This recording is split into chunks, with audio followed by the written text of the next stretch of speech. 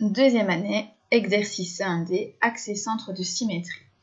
On vous demande de construire un rectangle FGHI tel que D est l'un de ses axes de symétrie et dont la longueur vaut le double de la largeur. Alors, ici, j'ai donc FG que je vais considérer comme étant ma largeur.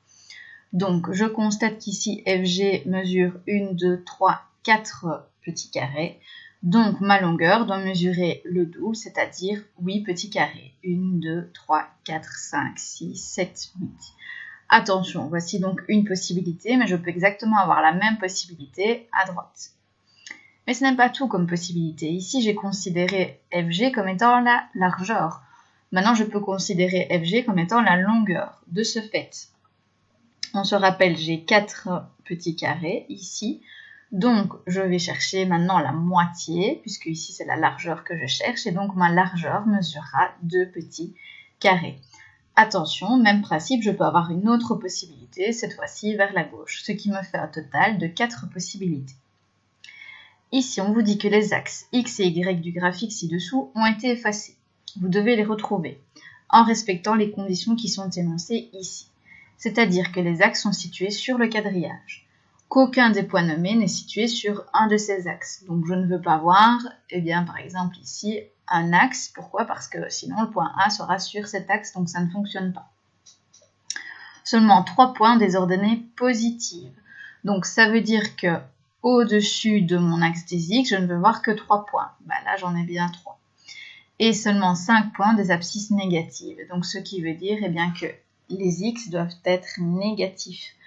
Et ici, j'en ai bien que 1, 2, 3, 4, 5. C'est-à-dire que j'ai bien 5 points qui sont situés à gauche de mon axe Y. Alors, vous devez ici colorier le minimum de cases pour que la figure ci-dessous admette le point O pour centre de symétrie. Ce qui veut dire que lorsque je vais retourner ma feuille de 180 degrés, j'obtiendrai exactement la même chose. Donc ici, l'image de ce carré-ci, c'est celui-là. L'image du bleu, je l'ai déjà, c'est celui-ci. L'image du vert qui est là, ce sera celui-ci. Et l'image du noir, ce sera celui-ci.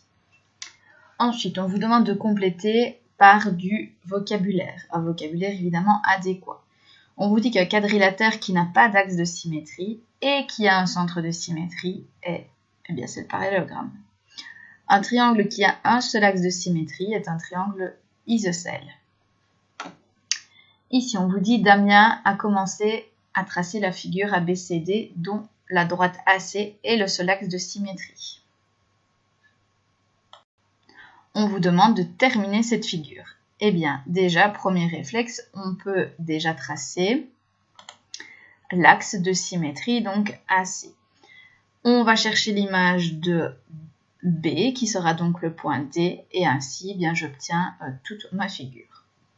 On vous demande d'écrire le nom du quadrilatère qui correspond à l'affirmation suivante, c'est-à-dire que les diagonales sont ses seuls axes de symétrie. Alors, comme il est bien précisé que ce sont les seuls, ce ne sera pas le carré et ce sera le losange. Pourquoi? Parce que le carré, lui, il a ses diagonales et ses médiatrices. Donc du coup, c'est pour cela qu'on doit rejeter le carré.